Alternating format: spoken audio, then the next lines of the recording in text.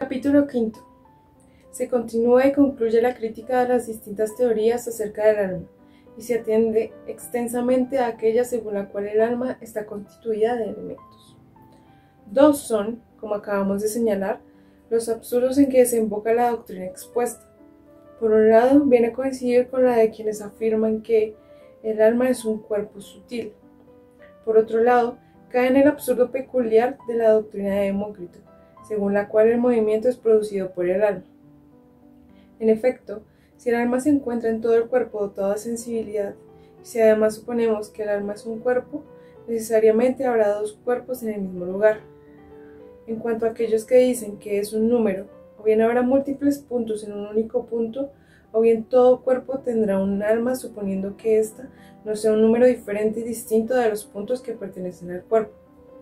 Otra consecuencia sería que el animal es movido por un número. Así decíamos, es como Demócrito mueve al animal. ¿Qué más da, en efecto, hablar de esferas diminutas, o de unidades grandes, o en suma, de unidades en movimiento, si en cualquiera de los casos resulta necesario mover al animal a base de que aquellas estén en movimiento? Así pues, quienes pretenden juntar movimiento y número en un mismo principio vienen a parar a estas dificultades y a otras muchas por el estilo. Y es que no solo no es posible que tales rasgos constituyan la definición esencial del alma, sino que ni siquiera pueden ser propiedades accidentales suyas. Para ponerlo de manifiesto, bastaría con intentar explicar las afecciones y acciones del alma. Por ejemplo, razonamientos, sensaciones, placeres y dolores, etc.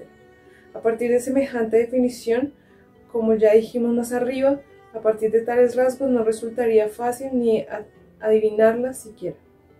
Tres son, por tanto, las maneras de definir el alma que se nos han transmitido. Unos la definieron como el motor por antonomasia precisamente por moverse a sí mismo, otros como el cuerpo más sutil y más incorpóreo. Acabamos de analizar qué dificultades y contradicciones comportan estas teorías. Queda, por último, examinar la definición según la cual el alma se constituye a partir de los elementos.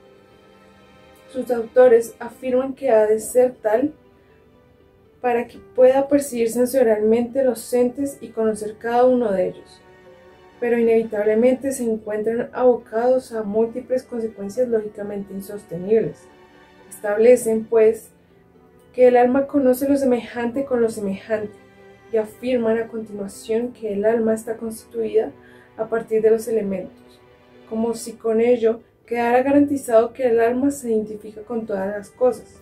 Ahora bien, los elementos no son las únicas cosas que conoce, sino que además otras muchas, o mejor, son infinitas las cosas que están constituidas a partir de ellos. Sea, pues, que el alma conoce y percibe sensorialmente los elementos de que está constituida cada cosa, pero ¿con qué conocerá o percibirá sensorialmente el conjunto? Por ejemplo, ¿qué es Dios, o el hombre, o la carne, o el hueso, o cualquier otro compuesto? Y es que cada uno de estos no está constituido por elementos amalgamados de cualquier manera, sino conforme a cierta proporción y combinación, como Empédocles mismo afirma respecto del hueso. Por su parte, la tierra, agradecida en sus amplios crisoles, recibió 2 partes de las 8 de la luminosa Nestis y 4 de Festo, y se formaron así los blancos huesos. De nada sirve, pues, que los elementos estén en el alma, si no están además las proporciones y la combinación. Cada elemento conocerá a su semejante, pero nada habrá que conozca al hueso o al hombre, a no ser que estos estén también en el alma. Por lo demás, no hace falta ni decir que tal supuesto es imposible. ¿A quién se le ocurriría, en efecto, preguntarse si dentro del alma hay una piedra o un hombre? Y lo mismo ocurre con el bien y el no bien, y del mismo modo en todos los demás casos. Más aún, puesto que ente tiene múltiples acepciones, ya que puede significar bien la realidad individual, bien la cantidad o la cualidad, o cualquier otra de las categorías que hemos distinguido. ¿Estará constituida el alma a partir de todas ellas o no? No parece, en cualquier caso, que los elementos sean comunes a todas ellas. Estará, pues, constituida solamente a partir de aquellos elementos que son propios de las entidades. ¿Cómo es, entonces, que conoce también cada uno de los demás entes? Dirán, ¿acaso, que hay elementos y principios propios de cada género y que el alma está compuesta de todos ellos? Entonces el alma será cantidad, cualidad y entidad. Pero es imposible que, estando compuesta a partir de los elementos de la cantidad, sea entidad y no cantidad. A quienes afirman que el alma está constituida de todos los elementos, les sobrevienen estas dificultades y otras por el estilo. Por lo demás, resulta igualmente absurdo afirmar, por un lado, que lo semejante no puede padecer influjo de lo semejante, y afirmar, por otro lado, que lo semejante percibe sensorialmente lo semejante, y que lo semejante conoce lo semejante, para terminar estableciendo que percibir sensorialmente y también inteligir y conocer consisten en padecer un cierto influjo y un cierto movimiento. Muchas son, por tanto, las dificultades y obstáculos que lleva consigo afirmar, como Empédocles, que los distintos tipos de objetos se conocen por medio de los elementos corporales, es decir, al ponerse los objetos en relación con algo semejante que hay en el alma. Una prueba más de ello es lo siguiente, que aquellas partes de los cuerpos de los animales que están constituidas exclusivamente de tierra, por ejemplo, los huesos, los tendones y los pelos, no perciben objeto alguno, ni siquiera los semejantes, por más que, según tal teoría, deberían hacerlo. Más aún, a cada uno de los principios le corresponderá mayor cantidad de ignorancia que de conocimiento. Cada elemento conocerá, en efecto, una cosa, pero desconocerá otras muchas, en realidad todas las demás. A la doctrina de Empédocles, por su parte, le ocurre además que Dios resulta ser el más ignorante. Solo Él, desde luego, desconoce uno de los elementos, el odio, mientras que los seres mortales conocen todos, pues están constituidos de todos ellos. Y en general, ¿por qué causa no tiene alma todos los entes, dado que todo lo que existe o bien es elemento o bien procede de uno o varios o todos los elementos? Por fuerza conocerá, pues, uno, varios o todos los elementos.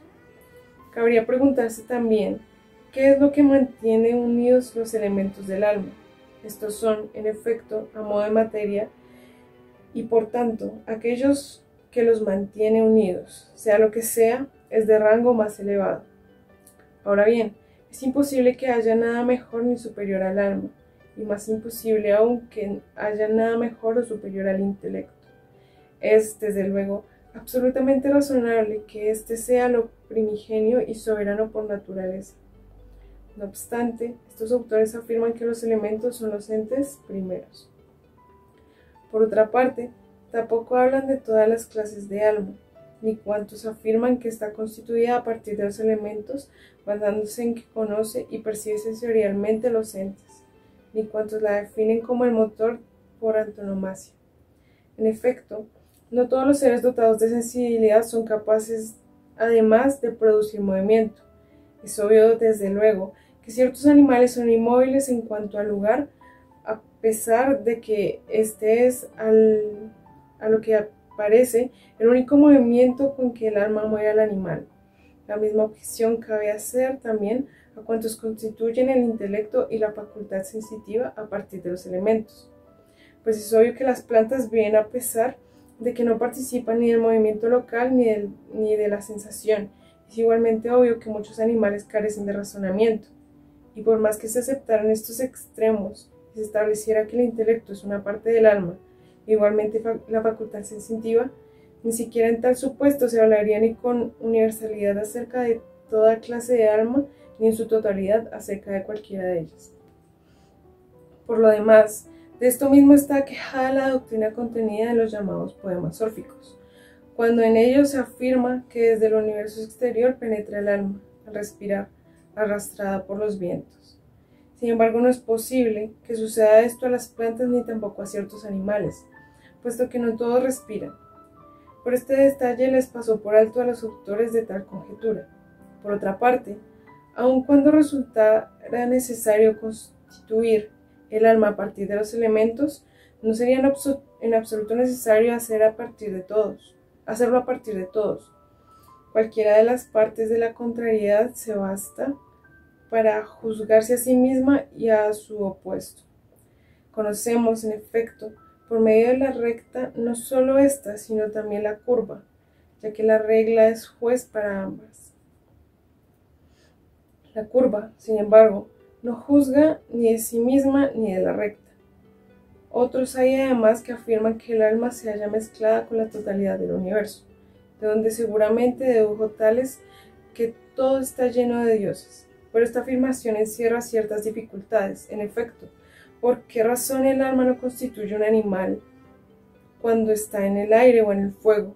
Y, sin embargo, sí lo constituye cuando está en los cuerpos mixtos, a pesar de que suele afirmarse que es más perfecta cuando está en aquellos. Cabría preguntarse además por qué razón el alma que está en el aire es mejor y más inmortal que la que se encuentra en los animales. El absurdo y la paradoja acompañan, por lo demás, a ambos miembros de la alternativa, pues calificar de animal al fuego o al aire es de lo más paradójico, y no calificarlos de animales, habiendo alma en ellos, es absurdo. De otro lado, estos autores parecen suponer que el alma reside en los elementos basándose en que un todo es específicamente idéntico a sus partes, y puesto que, en definitiva, los animales resultan animados al recibir en sí el elemento correspondiente del medio que los rodea, se ven obligados a afirmar que el alma universal es también específicamente idéntica a sus partes.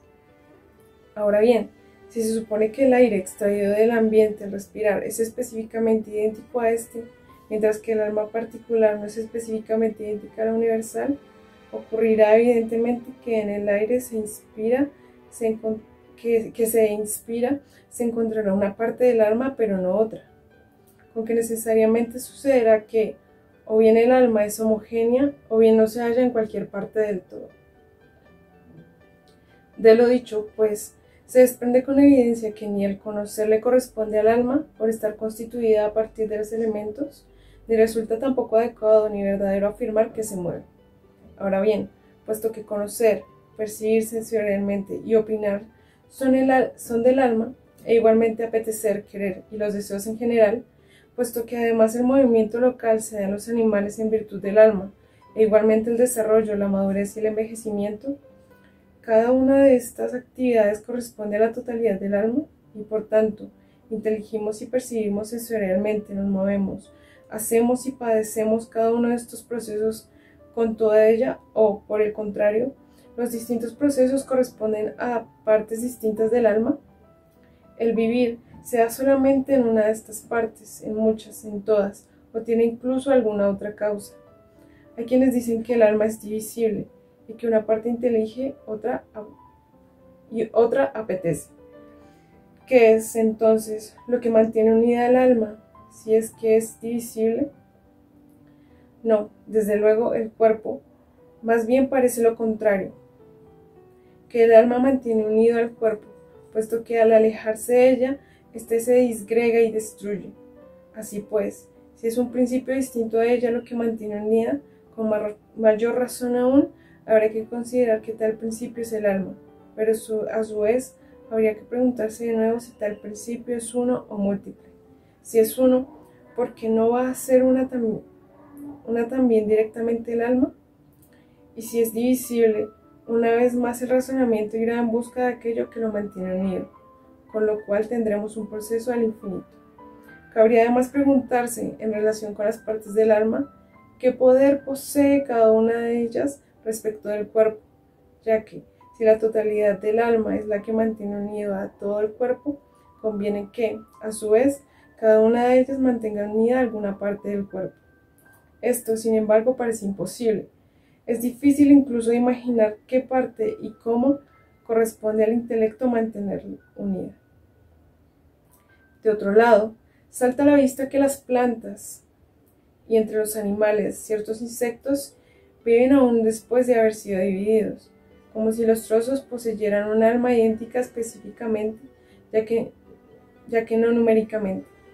Cada una de las partes tiene, en efecto, sensibilidad, y se mueve localmente durante un tiempo. No es nada extraño, por lo demás, que no continúen haciéndolo indefinidamente, ya que carecen de órganos con que conservar su naturaleza. Sin embargo, no es menos cierto, en cada uno de los trozos se hallan todas las partes del alma, y que cada una de estas es de la misma especie que de las demás, y que el alma total, como si cada parte del alma no fuera separable de las demás, por más que el alma toda sea divisible.